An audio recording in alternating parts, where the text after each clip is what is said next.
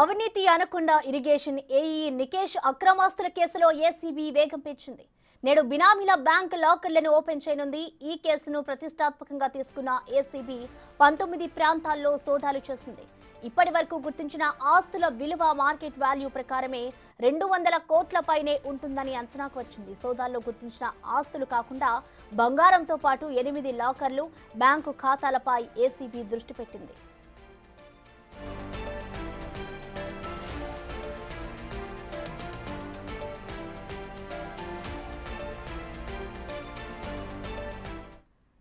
దీనిపై మరింత సమాచారాన్ని మా ప్రతినిధి రానా అందిస్తారు. రానా,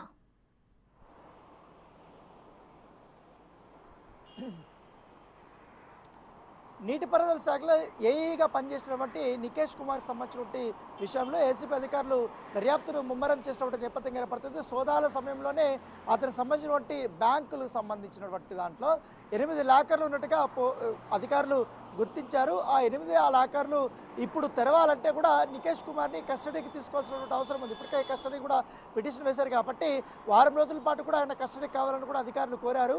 సో కస్టడీకి రాగానే 8 లాకర్లకు సంబంధించిన విషయం అంతా కూడా తెలిసే పనిలో ఉన్నట్టుగా మనకు సమాచారం అవుతుంది. ఎందుకంటే అతని సమక్షంలోనే ఏ బ్యాంకుల్లో ఎంతవరకు ఉన్నాయని దానిపై ఇప్పటికే లాకర్ సంబంధించిన కీస్ కూడా ఏసీపీ అధికారులు స్వాధీనం చేసుకున్నటువంటి నేపథ్యంలో నికేష్ కుమార్ వస్తే మాత్రం ఖచ్చితంగా అతనితో ఉన్నటువంటి బినామీలకు సంబంధించినటువంటి బ్యాంక్ లాకర్లు, కొన్ని పాస్బుక్లు అవన్నీ కూడా దొరికాయి కాబట్టి వాటిని కూడా పూర్తి స్థాయిలో తెరవాల్సిన అవసరం ఉంది.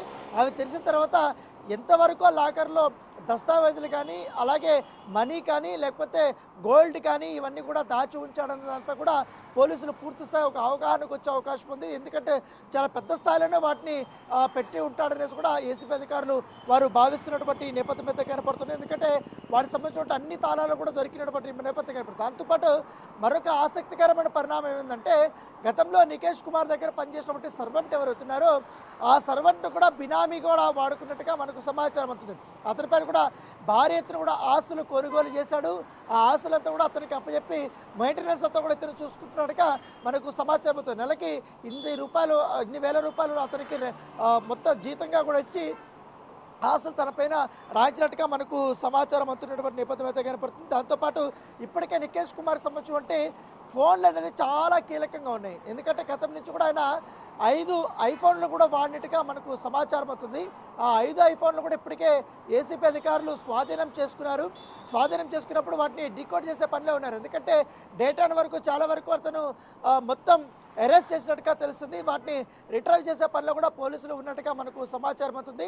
దాంట్లో కొన్ని కోడ్ లాంగ్వేజ్, దాంతోపాటు ఎవరి దగ్గర ఎప్పుడప్పుడు ఎంతెంత ఈ యొక్క లంచం తీసుకున్నాడు, లంచం తీసుకున్నటువంటి డబ్బులు ఎక్కడెక్కడ పెట్టుబడులు పెట్టాడు, దాంతోపాటు ఈ ఫామ్ హౌస్లు కానీ, ఈ విల్లాలు కానీ, ఈ అపార్ట్మెంట్లు కానీ ఎంతవరకు కూడా అతను కొన్నాడు, వాటికి చెల్లింపులు ఏ రూపంలో చేశాడన్న దానిపై మొత్తం డేటా అంతా కూడా అందులో ఉందనేసి కూడా ఏసీపీ అధికారులు భావిస్తున్నటువంటి నేపథ్యం కనపడుతుంది. దాంతోపాటు నికేష్ కుమార్ కూడా తన కుటుంబ సభ్యులు, తన బంధువుల పేర్ల మీద కూడా చాలా భారీ ఎత్తున కూడా అతను ఆస్తులు కొనుగోలు చేసినట్లుగా దానికి సంబంధించిన డాక్యుమెంట్స్ కొన్ని లభ్యమైనట్టు అధికారులు చెప్తున్నారు. దానికి సంబంధించినటువంటి దీనిపైన కూడా ఇప్పుడు మొత్తం ఎంక్వైరీ జరుగుతున్నటువంటి నేపథ్యం అయితే కనపడుతుంది. దాంతోపాటు ఇప్పటి వరకు 5-6 పేరిట మాత్రమే ఆస్తులు గుర్తించారు.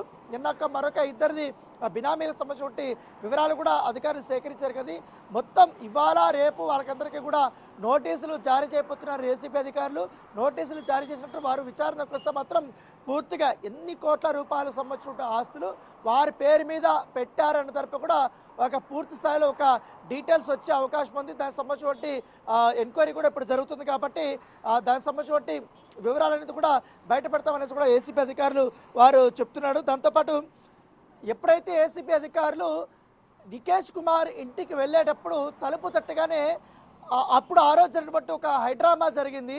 నికేష్ కుమారు ఈ యొక్క ఏసీపీ అధికారులను చూడగానే తన కుటుంబ సభ్యులందరూ కూడా ఒక మూటలో ఆ ఇంట్లో ఉన్నటువంటి దస్తావేజులు కానీ, డాక్యుమెంట్స్ కానీ, ఇతర సంబంధించినటువంటి గ్యాడ్జెట్స్ కానీ, చాలా విలువైనటువంటి పత్రాలు కానీ అవన్నీ కూడా ఒక మూట కొట్టి అపార్ట్మెంట్ నుంచి కిందకి పడేసి అది ఏసీపీ అధికారులు కొంతమంది చూశారు కాబట్టి చూసి వాటిని స్వాధీనం చేసుకున్న ఆ యొక్క డాక్యుమెంట్లు కూడా పూర్తిగా పరిశీలన చేస్తున్నటువంటి నేపథ్యం అయితే కనపడుతుంది. దాంతోపాటు ఏసీబీ అధికారులకి ఫోన్లు లభ్యమయ్యాయి, డాక్యుమెంట్లు లభ్యమయ్యాయి, లాక్కి సంబంధించినటువంటి కీస్ లభ్యమయ్యాయి, ఇవన్నీ అయ్యాయి. కాబట్టి ఇప్పటి వరకు అతిపెద్ద తిమిలంగా కూడా ఏసీబీ అధికారులు భావిస్తున్నారు. కాబట్టి తీగ లాగితే డొంక కదులుతున్నట్టుగా నికేష్ కుమార్ సంబంధించినటువంటి ఒక్కొక్క భాగోతాలని కూడా బయటపడుతున్నాయి. అతను ఫైల్ పట్టాడంటే ఖచ్చితంగా కోట్లాది రూపాయలకు సంబంధించినటువంటి అంశమే ఉంటుందనేసి కూడా అధికారులు భావిస్తున్నారు. దాంతోపాటు డిపార్ట్మెంట్లో కూడా నికేష్ కుమార్కి చాలామంది కూడా సహకరించినట్టుగా కింది స్థాయి అధికారులు గుర్తించారు. కాబట్టి వాళ్ళు కూడా నోటీస్ ఇచ్చి మొత్తం విచారణ చేయాలని కూడా ఏసీపీ అధికారులు భావిస్తున్నారు. గతంలో మనం చూసాం బాలకృష్ణ సంబంధించిన విషయంలో కూడా ఏ రకమైన విచారణ కొనసాగిందో అప్పుడు 500 కోట్ల రూపాయల పైగానే ఆస్తులు బయటపడ్డాయి. ఇది 500 కాదు, 600 కాదు, ఇంకా ఎక్కువగానే ఉంటుంది నికేష్ కుమార్ సంబంధించిన అక్రమాస్తుల విలువ అనేది కూడా ఏసీపీ అధికారులు భావిస్తున్నారు. కాబట్టి ఖచ్చితంగా ఈ వారంలోనే ఈ చిట్టా అంతా కూడా బయటకు వస్తుందనేది కూడా వారు భావిస్తున్నారు. రైట్ అన్న, థ్యాంక్ యూ.